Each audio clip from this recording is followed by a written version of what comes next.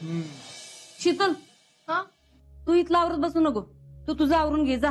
सुमन बोलवते बघ वर. होय. हा.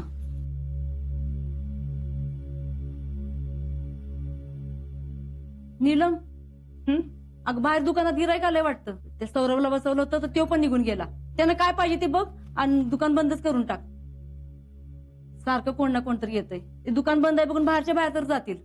तेवढे गिराईक करते आणि बंदच करते दुकान. हा.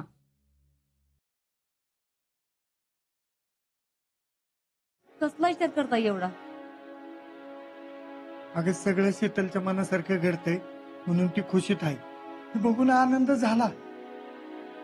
पण काय? शीतल म्हणते तुम्ही काय काळजी करू नका, मी सगळं सांभाळून घेईन. पण खरंच जमणार आहे का तिला? आणि भैया म्हणतोय तसं आजाचं स्वतःचं घर पण नाही.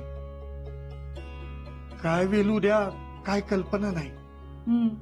अहो हेच तर आम्ही म्हणत होतो. पण तुम्ही एकदम शीतलला परवानगीच देऊन टाकली. त्यामुळे आम्हाला कुणाला काय बोलता बी येईना. 2-2.5 महिन्यापासून शीतलला जोडताना बघितलं तेवढं लय झालं. आता तिच्या मनाविरुद्ध काय बी करायचं नाही मला. अहो आम्हाला तर काही कुठं चांगलं वाटतंय व्हय तिच्या मनाविरुद्ध वागायला. पण काही गोष्टी असतात म्हणून नाही म्हणत होतो आम्ही. पण तुम्हाला बाहेरच्या लोकांनी सांगितलेलंच पटतंय. त्याला आता आम्ही काय करणार? आता तर भैयांना पण कळलंय शीतलला अजिंक्य संकटच लग्न करायचंय ते. मग नाही म्हणजे शीतलचं लग्न अजिंक्य संघच होणार काय बी झालं तरी. मग तुमच्या मनाला एवढी काळजी का लागून राहिलीये? तुम्ही ठरवलंच आहे ना व तिचं लग्न अजिंक्य संकटच करायचं म्हणून. मग भैया काय बोलले, पुष्पा कशी वागली, या सगळ्या गोष्टीचा विचार करून काय आता उपयोग आहे का? आता जे काय आहे ते सगळं पांडुरंगावर सोडून देऊ. पण एक गोष्ट लक्षात ठेव, पुढे जे काय होईल त्यात आपण शीतलच्या पाठीशी उभं राहायचं. आपण कुणाचं वाईट केलं नाही तेव्हा आपलं बी काय वाईट होणार नाही.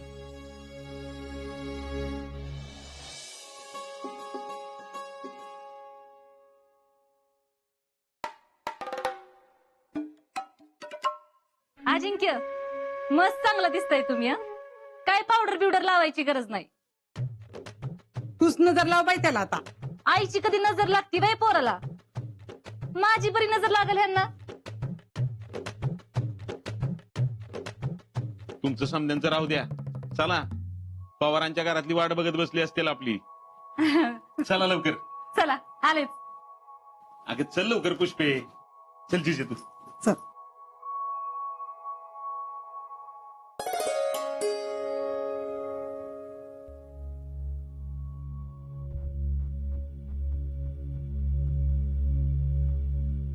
मम्मी काय चाललंय ग तुझं? माझी भैयांबरोबर शितलीचं लग्न करायला एवढं पुढं पुढं करत होतीस आणि आता परत अजिंक्यबरोबर लग्न लावायला तयार झालीस. आता गोड बोलून अजिंक्यच्या नावावरचं घर मी माझ्या नावावर करून घेणार आहे. तवर माझा जीव काही शांत राहायचा नाही. त्याच्यासाठी ह्या दोघांचं लगीन झालं ना तरी बेहतर. पुष्पा आगाज आवरत का नाही तुझं? हा आले आले. ही म्हातारी का नाही लईच उतावळी झाली.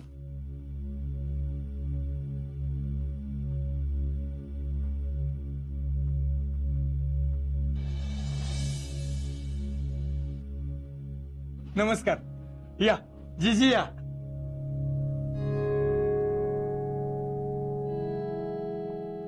नमस्कार.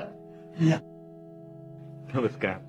बस बस समाधान. अजिंक्य इथं बसा तुम्ही. उषा पाहुणे आलेत ग. ना अहो तुम्ही उभी का? बसा की. बसा बसा. बसा बसा. जितू बस.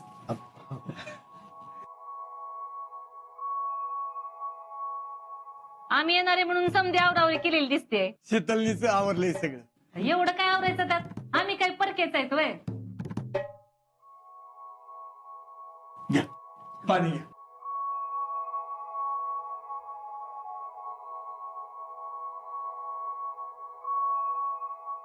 आले मी.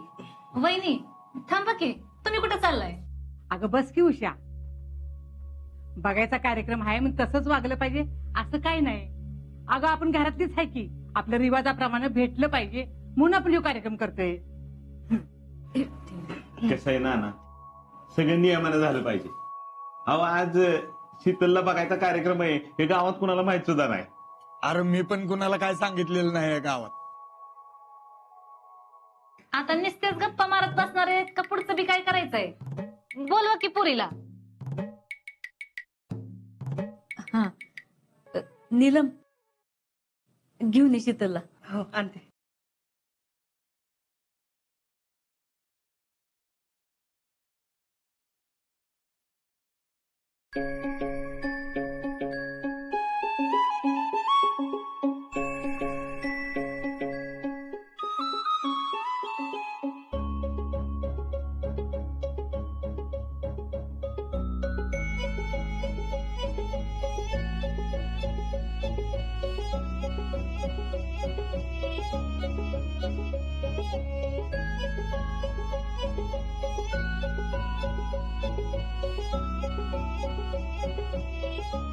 थांबा अजिंक्य.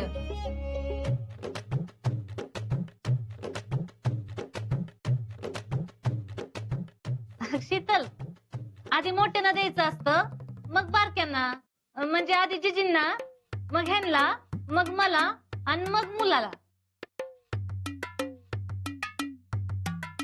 अगं पुष्पा कशाला त्या पुरीला गोंधळात पाडतेस? काय नाही गे शीतल, कुणाला जरी गेले ना तर सगळ्याच्या मुखातच जाणार आहे. असू दे तू वाट बाकीच्या ना.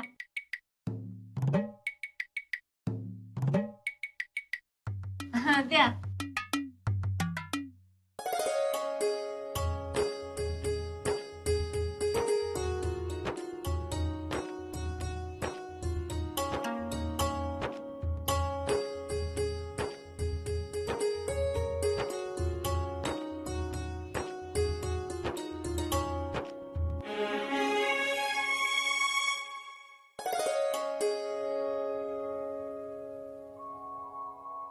शीतल सगळ्यांना नमस्कार कर. नको नको एका ठिकाणी नमस्कार कर.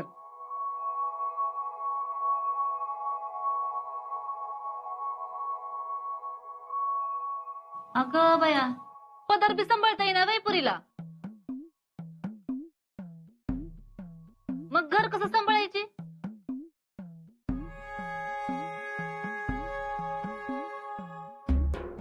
शीतल जमते ना साडीत?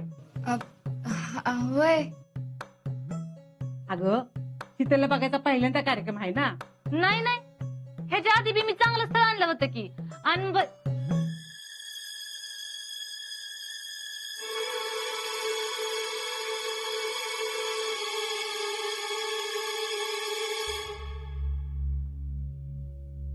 आपला घरचाच कार्यक्रम आहे ना.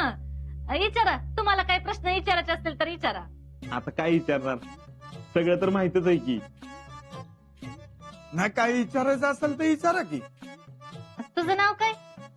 शीतल. अगं पूर्ण नाव सांगायचं. ज्या पुरीला पूर्ण नाव सांगायचं कळत नाही ना तसली पोरगी करत नव्हती आधी.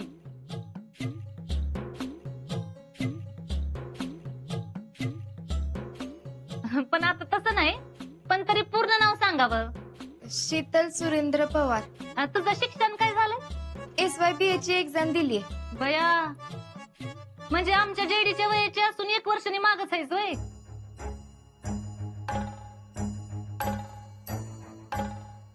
असू दे असू दे. शीतल शिक्षण पूर्ण झाल्यानंतर नोकरी वगैरे करायचा विचार आहे का? हाय का आता? नोकरी कशी करल? आपल्या घरात काही थोडी काम आहेत वय.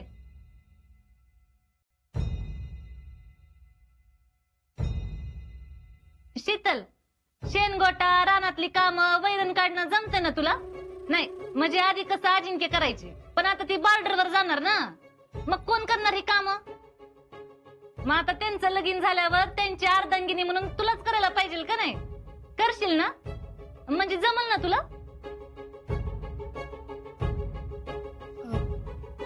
होय.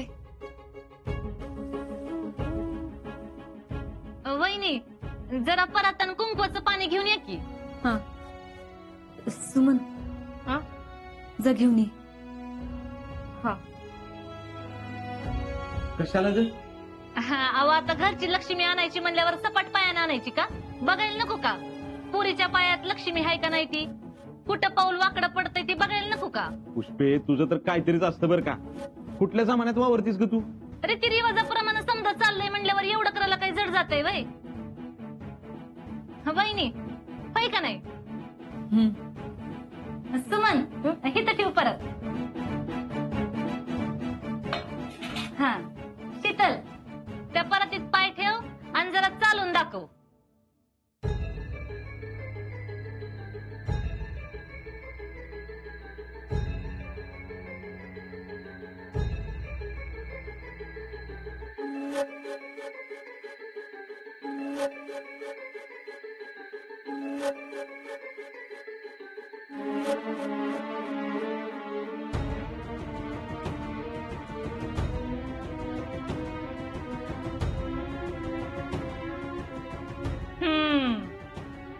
चला पोरीची चाल तरी सरळ आहे म्हणायची. अजून काय विचारायचं असेल तर? नाही झालं आमचं बोलून. मला जरा शीतल संघ बोलायचं. सुमन ये चल.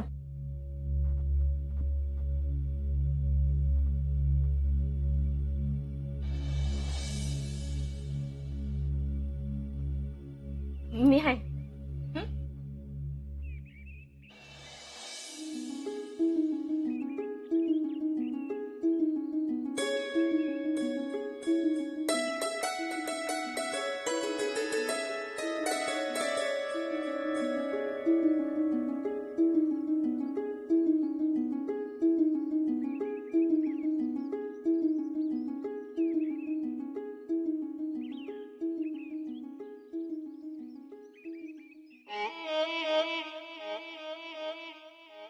सॉरी. सॉरी का? मामी जी वागली त्याचं मला वाईट वाटलं. अरे ठीक आहे, बघायच्या कार्यक्रमात असंच सगळं असते म्हणून मला काही वाईट पीठ वाटलं नाही. आणि पुष्पा काकी मनात काहीच ठेवत नाहीत, जी काय आहे ती स्पष्टच बोलतात. मी मनात काही ठेवत नाही, जरा स्पष्टच बोलते आणि मला आडून आडून बोलणं बी जमत नाही. आता लग्नाचं बघायचं चाललंय, त्यात आमची पोराकडची बाजू तुमची पोरीकडची बाजू, मग कसं लग्न लावून देणार सांगा की.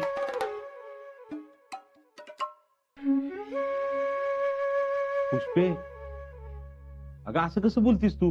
हाय का? मी आधीच म्हणले का नाही मला आडून आडून बोलणं जमत नाही म्हणून.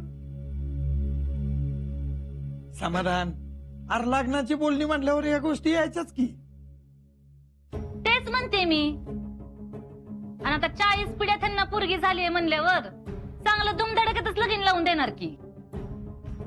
आता शीतलच्या जन्माच्या वेळेस त्यांना जेवढा आनंद झाला होता का नाही तेवढाच आता लग्नात बी होणार ना. मग बघूया की काय काय करतात ती. तिचं लग्न सगळ्यांच्या लक्षात राहील असं करून द्यायचंय आम्हाला. मग कसं लावून देताय बोला. बोल की काहीतरी.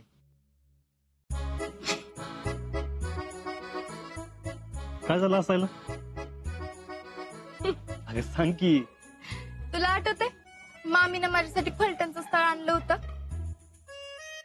तो पोरगा बघायला येणार म्हणून त्याच्याशी कसं बोलावं म्हणून आपण बघायच्या कार्यक्रमाची प्रॅक्टिस केलती आणि त्यात तू माझा होणारा नवरा झालता.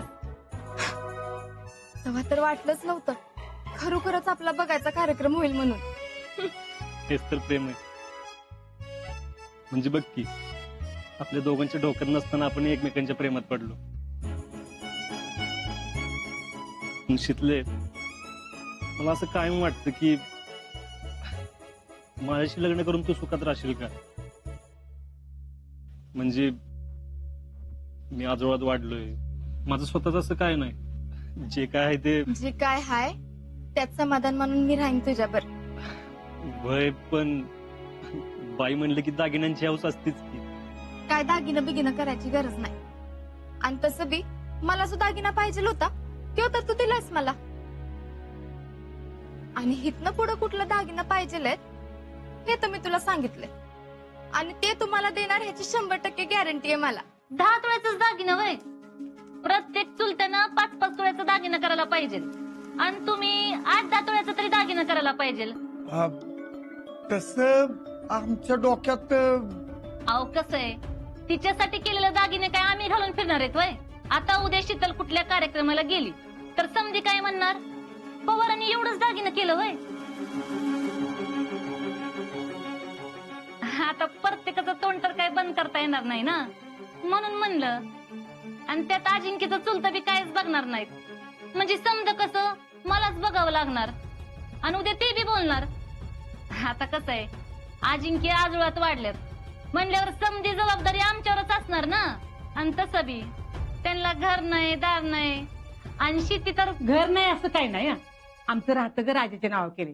आता घराची काही बी काळजी नाही बघ. कधी एकदा तू त्या घरात येऊन तुझ्या हाताने सगळं घर सजवतेस असं झालंय. लवकरच येणार आहे फौजी, काय काळजी करू नका. आणि हा, काय अपेक्षा असतील तर सांगा. खरं तर आमच्या काहीच अपेक्षा नाहीत, फक्त नारळाने पोरगी दिली तरी बी चालेल. होय होय, आपण मस्त म्हणू, पण त्यांना पटायला पाहिजे ना. आता शीतलचं लगीन समध्याच्या लक्षात राहील असं करायचं त्यांनी ठरवलंय म्हणल्यावर आपण आडवं लावून चालणार आहे का? लगीन कसं धूमधडक्यात व्हावं, होय का नाही नाना?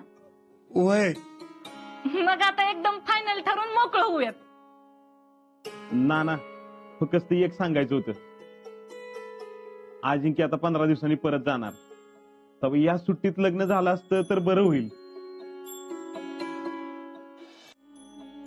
आमची काहीच हरकत नाही. चला लवकरात लवकर उरकून टाकू मग. हा, पण ती जेवणाचं जरा चांगलं बघा बर का. जेवण चांगलं नसलं का नाही ही लग्नाची 5 चवच जाते बघा. ती म्हणतात ना, नवरा येतो नवरीसाठी आणि वराड येतात जेवणासाठी. मला जेवण करून घालता येईल ना? नाहीतर परत मामीला बोलायला चान्स नको, पोरगीला हे येत नाही ते येत नाही. बोलल्या तर बोलल्या. आणि तसं बी आई बी मला सारखी म्हणते, तुला हे आलं पाहिजे ते आलं पाहिजे. मीच लक्ष दिलं नाही. पण तू काय काळजी करू नकस, मी सगळं शिकून घेईन. फौजी, तुमचा संसार एकदम व्यवस्थित सांभाळून घेईन मी. शितले, तुमचं बोलणं झालं असं तर खाली जाऊया. बोलवलंय खाली. हा. चला. या या या, आम्हाला सुमनला पाठवावं लागलं. मला तुमचं बोलणं काय संपतंय नाही संपतंय. समाधान आहे. आता ही दोघं काय वेगळी बोलली असतील र.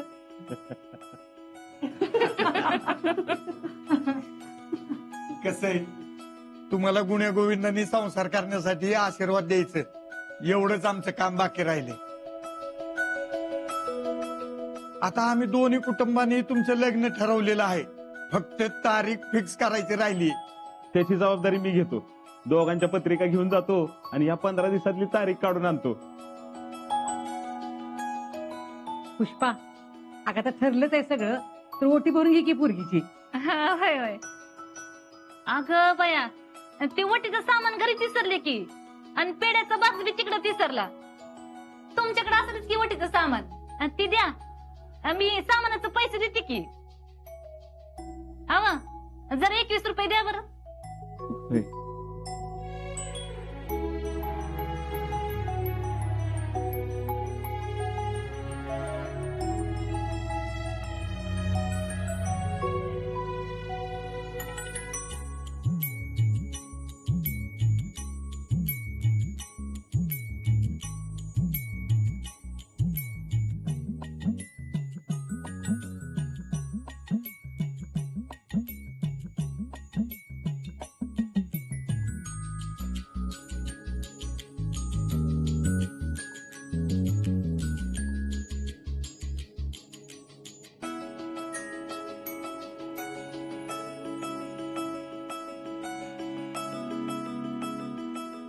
शीतल, आता मीच तुझी सासू बर का. लवकर माप ओलांडून आमच्या घरात ये बाई. तुझ्या घरात यायचं सपन बघतीयस ना, ती कवाच पुरं होऊ देणार नाही मी. एकदाच मला माप ओलांडून घरात येऊ दे, मग बघा मी कसं घर सांभाळते.